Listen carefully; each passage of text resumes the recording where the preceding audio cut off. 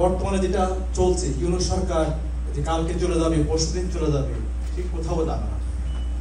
কারণ তারা একটা দীর্ঘমেয়াদী প্ল্যান নিয়ে এসেছে এবং বাংলাদেশে তারা যে প্ল্যান নিয়ে এসেছে, যেহেতু পৃথিবীর একমাত্র দেশ, যে লিঙ্গুইস্টিক দেশ, যে সংস্কৃতি এবং কালচারের মধ্যে একটা দেশ স্বাধীন হয়, এবং তারা এটাকে ধ্বংস করবে, কমপ্লিটলি ধ্বংস করবে।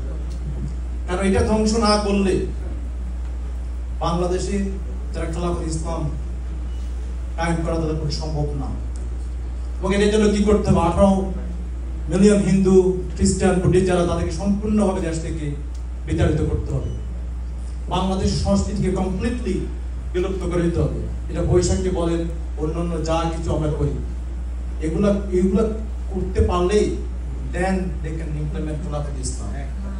এটা হলো আসল মূলত রূপরেখা। তবে আমি এই প্রবাসে যারা